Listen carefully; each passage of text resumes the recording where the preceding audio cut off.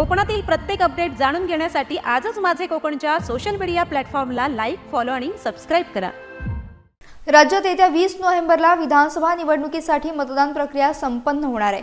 ही मतदान प्रक्रिया शांततेत निर्भय वातावरणात पार पाडली जावी, कायदा आणि सुव्यवस्था अबाधित राखण्यासाठी रत्नागिरी जिल्ह्यातल्या लांजा पोलीस ठाणे येथे अधिक पोलीस दल देण्यात आल्याची माहिती पोलीस निरीक्षक निळकंठ बगळे यांनी दिली आहे।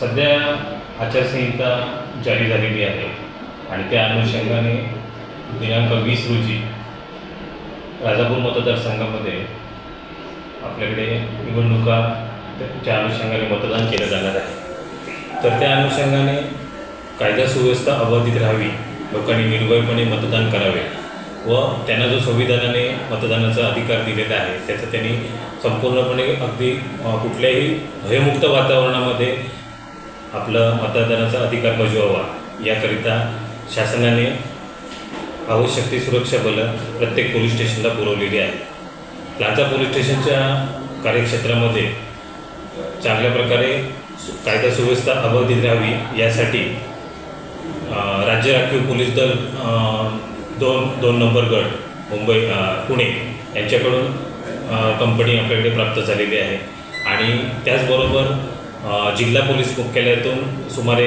100पेक्षा जास्त पोलीस अधिकारी तसेच अंमलदार तसेच कोल्हापूर जिल्ह्यातील गडहिंग्लज येथून होमगार्ड्स आपल्याला पुरवण्यात आलेले आहेत। तसेच रत्नागिरी जिल्ह्यातील सुमारे 70 होमगार्ड आपल्याला पुरवण्यात आले। या सर्व सुरक्षा बलांचा आपण वापर किंवा त्यांचा उपयोग हा आपल्या कार्यक्षेत्रामध्ये शांतता अबाधित राहावी, तसेच कायदा सुव्यवस्था बिघडू नये, कोणत्याही प्रकारे मतदारांना भीती घालण्यात येऊ नये याकरिता त्याचा वापर करण्यात येत आहे। माझं सर्व मतदारांना तसेच नागरिकांना आवाहन आहे की प्रत्येकाने जी आदर्श आचारसंहिता आपल्याला दिलेली आहे त्या आचारसंहितेचं आपण सर्वांनी काटेकोरपणे पालन करायचं आहे। कोणत्याही प्रकारे कायदा सुव्यवस्था बिघडणार नाही किंवा त्याचा परिणाम आपल्या कार्यक्षेत्रातील असं कोणत्याही दुर्घटना किंवा कुठल्याही अवैध किंवा बेकायदेशीर कृत्य होणार नाही यासाठी प्रत्येकाने खात्री करायची आहे आणि आपल्याला जे अधिकार मिळालेले आहेत त्या अधिकाराचा आपण निश्चितच वापर करायचा आहे